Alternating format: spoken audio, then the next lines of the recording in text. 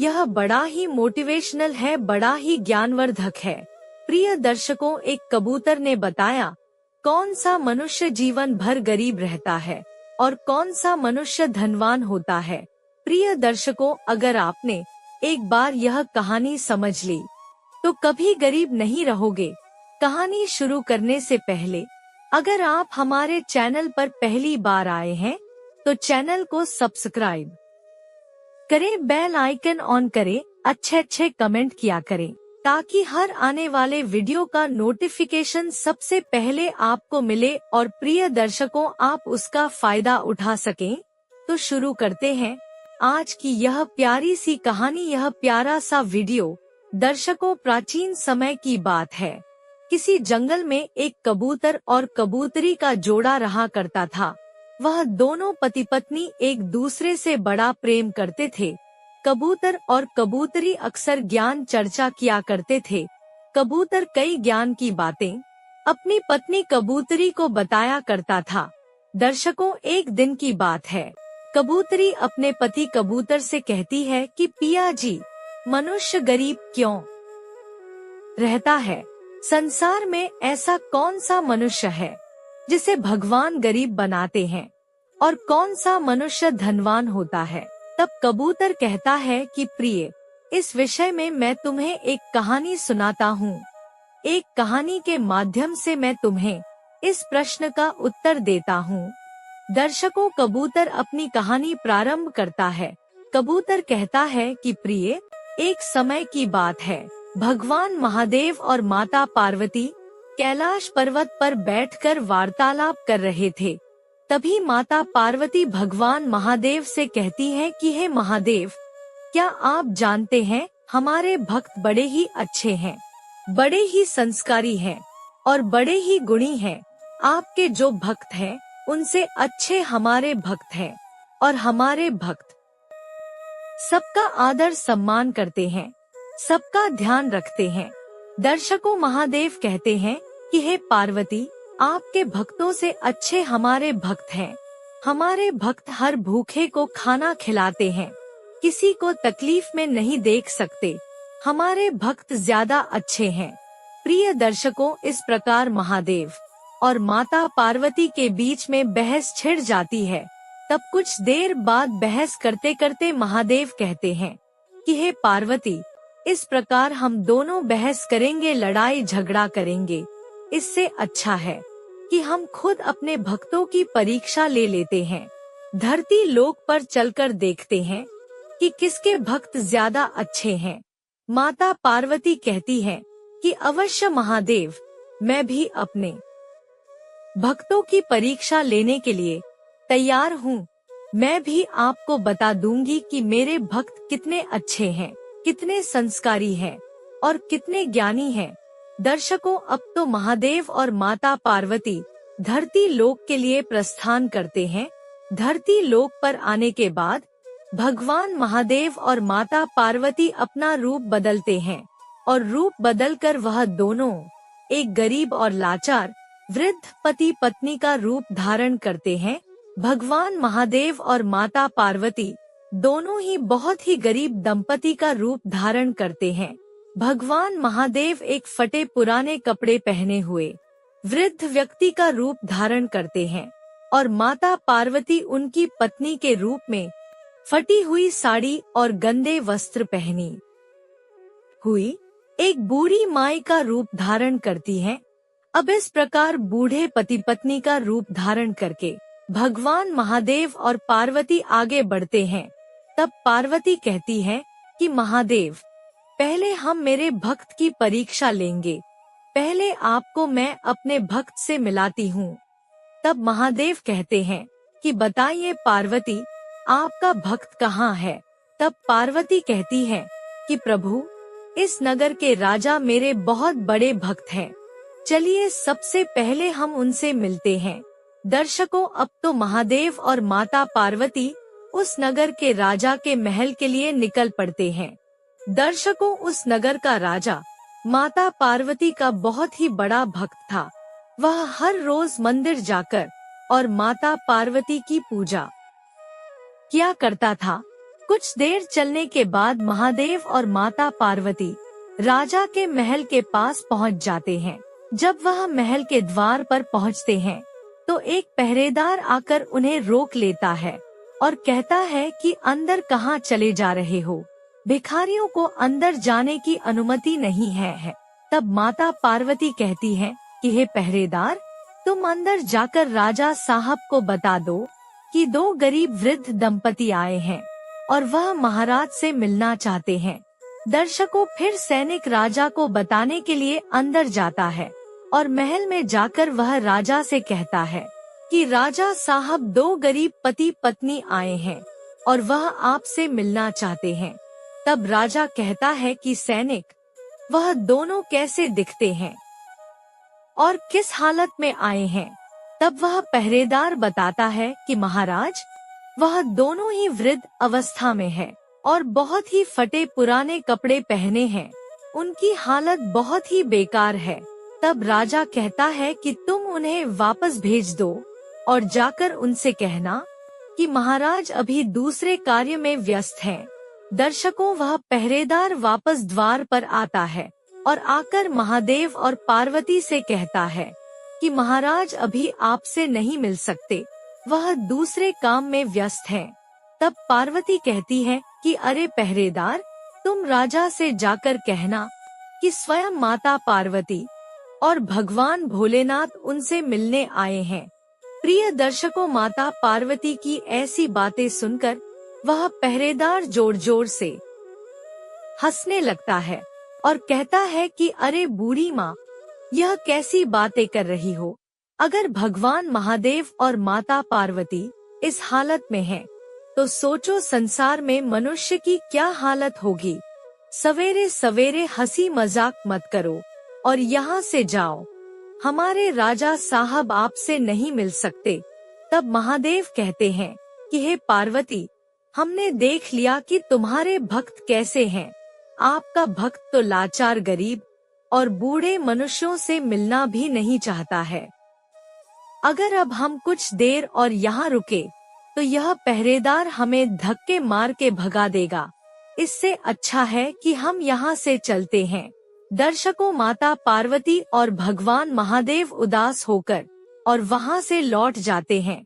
कुछ देर आगे चलकर महादेव कहते हैं कि हे पार्वती, तुम्हारे भक्त की परीक्षा तो हमने ले ली, अब चलिए हम आपको हमारे भक्त से मिलाते हैं। प्रिय दर्शकों, अब माता पार्वती और भगवान महादेव दोनों ही जंगल की तरफ निकल पड़ते हैं। चलते चलते माता पार्वती कहती है कि हे महादेव, आपके भक्त कहाँ रहते हैं? सारे नगर निकलते जा रहे हैं और हम जंगल की तरफ जा रहे हैं। तब महादेव कहते हैं कि प्रिय, हमारा भक्त जंगल में ही रहता है। कुछ देर चलकर महादेव और माता पार्वती एक कुटिया के पास पहुँचते हैं। कुटिया देखकर माता पार्वती कहती है कि हे महादेव, क्या आपका भक्त कुटिया में रहता है? तब महादेव कहते हैं कि हाँ पार्वती, हमारा भक्त इसी कुटिया में रहता है। प्रिय दर्शकों, महादेव कुटिया के बाहर से आवाज लगाते हैं। महादेव की आवाज सुनकर और एक स्त्री कुटिया से बाहर आती है और कहती है कि बताइए आप लोग कौन हैं और यहाँ किससे मिलने आए हैं? तब महादेव कहते हैं कि बेटा, हम मुसाफिर हैं और कई घंटों से चलते चलते थक चुके हैं, कुछ आराम करना चाहते हैं। दर्शकों, बूढ़े व्यक्ति और बूढ़ी माँ को देखकर वह स्त्री उन्हें अपने घर के अंदर आने के लिए कहती है। वह कहती है कि आप हमारे घर में आइए और आराम करिए। यह देखकर माता पार्वती हैरान रह जाती है। अब महादेव और माता पार्वती कुटिया में अंदर जाते हैं। कुटिया में अंदर जाने के बाद वह स्त्री उनके लिए एक चटाई देती है और कहती है कि आप चटाई पर कुछ आराम कर लीजिए। प्रिय दर्शकों, इस प्रकार का सेवा भाव देखकर माता पार्वती हैरान थी और सोच रही थी कि यह इतनी गरीब स्त्री है, लेकिन उसके बाद भी यह हमारा इतना आदर सम्मान कर रही है। और एक वह राजा था जो महलों के अंदर होते हुए भी और हमसे मिल ना सका। दर्शकों, कुछ देर बाद महादेव कहते हैं कि पुत्री, क्या कुछ खाने को मिलेगा? चल चल कर हम बहुत थक गए हैं और बड़ी भूख लग रही है। तब वह स्त्री कहती है कि आप कुछ देर इंतजार करिए, हमारे पति नगर में भिक्षा मांगने गए हैं, अभी घर में खाने के लिए कुछ भी नहीं है। वह आएंगे तो अपने साथ खाने का कुछ सामान लेकर आएंगे, तब हम आपको खाने की वस्तु देंगे। दर्शकों, अब तो महादेव और माता पार्वती कुछ देर बैठकर कुटिया में आराम करते हैं। इधर वह स्त्री का पति नगर में भिक्षा मांगता है, परंतु उसे कोई भिक्षा नहीं देता है। सारा दिन भिक्षा मांग मांग कर और वह थक चुका था। उसे बस एक घर से कुछ चावल मिले थे। वह अपने भिक्षा पात्र में चावल लेकर और अपनी कुटिया के लिए लौट जाता है। कुछ देर चलने के बाद वह अपनी कुटिया में वापस आता है। जब वह कुटिया के अंदर जाकर देखता है कि एक बूढ़ा आदमी और एक बूढ़ी माँ उसके घर में बैठे हैं, तो वह अपनी स्त्री को बुलाता है और कहता है कि प्रिय, यह दोनों कौन हैं और हमारी कुटिया में क्या कर रहे हैं? तब वह स्त्री बताती है कि पिया जी, यह दोनों मुसाफिर हैं और कई घंटों से चलते चलते जा रहे हैं, इसलिए यह थक चुके हैं और हमारी कुटिया में आराम कर रहे हैं। प्रिय दर्शकों, अब वह पुरुष अपनी स्त्री को अपना भिक्षा पात्र देता है और कहता है कि प्रिय, आज हमें भिक्षा में कुछ भी नहीं मिला, बस कुछ चावल मिले हैं, तो इन्हें पकाकर और बना लो, आज यही खाना पड़ेगा। प्रिय दर्शकों, अब तो उसकी स्त्री चूल्हे पर चावल पकाती है। वह चावल इतने नहीं थे कि उनसे चारों का पेट भर जाता। तब वह स्त्री और पुरुष निर्णय करते हैं कि आज हम भूखे ही सो जाएंगे। यह दोनों मुसाफिर काफी देर से चलकर आ रहे होंगे, बहुत थक चुके होंगे, यह चावल इन्हें खाने के लिए दे देते हैं। ऐसा सोचकर वह दोनों भगवान महादेव और माता पार्वती को चावल खाने के लिए देते हैं। प्रिय दर्शकों, यह देखकर माता पार्वती और भगवान भोलेनाथ बड़े ही प्रसन्न होते हैं कि वह दोनों दंपति इतने अच्छे हैं और उन्होंने सारे चावल हमें खाने के लिए दे दिए। ऐसा सेवा भाव देखकर भोलेनाथ बड़े ही प्रसन्न होते हैं और उन्हें खूब आशीर्वाद देते हैं। अब तो भोजन करने के बाद भगवान महादेव और माता पार्वती उनका बहुत धन्यवाद करते हैं। माता पार्वती भोलेनाथ से कहती है कि हे महादेव, आपके भक्त तो सच में बड़े ही अच्छे हैं। यह खुद भूखे रहकर और हमारी सेवा कर रहे हैं। इधर वह दोनों दंपति महादेव और पार्वती जी को एक नई चटाई आराम करने के लिए देते हैं और वह दोनों खुद फटी पुरानी चटाई पर सो जाते हैं। तब महादेव कहते हैं कि देखा पार्वती, यह दोनों कितने अच्छे हैं, इन्होंने हमें नई चटाई दी है आराम करने के लिए और वह दोनों खुद उस पुरानी और फटी चटाई पर सो रहे हैं। यह देखकर माता पार्वती भी बड़ी प्रसन्न होती है और उन्हें खूब आशीर्वाद देती है। दर्शकों, अब आधी रात्रि के समय माता पार्वती महादेव से कहती है कि महादेव, हम आपसे कुछ कहना चाहते हैं। तब महादेव कहते हैं कि कहिए पार्वती, आप क्या कहना चाहती हैं? तो पार्वती कहती है कि हे महादेव, हमें यहाँ से चलना चाहिए, अब हमारा और देर यहाँ रुकना सही नहीं है। तब महादेव कहते हैं कि पार्वती, आप ऐसा क्यों कह रही हैं? तो पार्वती कहती है कि महादेव, यह दोनों दंपति बड़े ही अच्छे स्वभाव के हैं, दोनों ही पति पत्नी हमारी खूब सेवा कर रहे हैं, परंतु वह दोनों बेचारे भूखे सो रहे हैं। अगर हम और यहाँ रुके तो ना जाने उन्हें कितना कष्ट होगा। इस कारण अब हमें वापस लौट जाना चाहिए। दर्शकों, ऐसा निश्चय करके महादेव और माता पार्वती वापस कैलाश पर्वत पर लौट जाते हैं। कैलाश पर्वत पर जाने के बाद माता पार्वती महादेव से कहती है कि हे महादेव, आप तो बड़े ही कठोर हृदय के हैं। तो महादेव कहते हैं कि पार्वती, तुम ऐसा क्यों कह रही हो? तब माता पार्वती कहती है कि महादेव, आपका भक्त वह दोनों पति पत्नी बड़े ही अच्छे स्वभाव के थे, बड़े ही संस्कारी थे। उन्होंने अपने घर में आए गरीब अतिथियों का इतना स्वागत किया, इतनी देखरेख करी, खुद भूखे सो गए, परंतु हमें चावल खाने को दिए, लेकिन आपने उन्हें कोई आशीर्वाद नहीं दिया, उनके जीवन में उन्हें कोई सुख नहीं दिया। आपने ऐसा क्यों किया प्रभु? आपको उन्हें धन दौलत और संसार के सारे सुख देना चाहिए, परंतु आप ऐसे ही चले आए। आपने उन्हें कुछ भी नहीं दिया, इसका क्या कारण है? तब महादेव कहते हैं कि हे पार्वती, मैं आपसे सलाह करना चाहता था। मैं जानना चाहता था कि आप क्या सोचती हैं। आप ही बताइए कि मुझे उन दोनों पति पत्नी के लिए कौन सा आशीर्वाद देना चाहिए, और आपका जो भक्त था वह राजा, उसे कौन सा आशीर्वाद देना चाहिए। तब माता पार्वती कहती है कि हे महादेव, आपको जो उचित लगे, आपके अनुसार जो सही हो, आप वैसा करिए।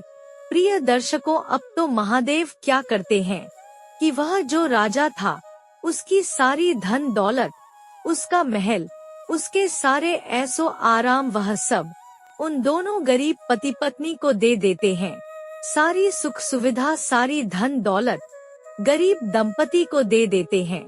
और गरीब दंपति के पास जो कुटिया थी, जो फटे पुराने वस्त्र थे, जो चटाई थी, वह सब उस राजा को दे देते हैं और राजा से कहते हैं कि हे राजा, तू बड़ा ही दुष्ट है, बड़ा ही कठोर हृदय का है, इसलिए अब तू गरीबी में अपना जीवन यापन करेगा। और यह दोनों पति पत्नी बड़े ही संस्कारी हैं। यह अपने घर आए अतिथियों का स्वागत करते हैं, गरीब की सेवा करते हैं, भूखे को भोजन कराते हैं। इसलिए मैंने इन्हें धन दौलत दी है और अब सारे सुखों से यह अपना जीवन यापन करेंगे।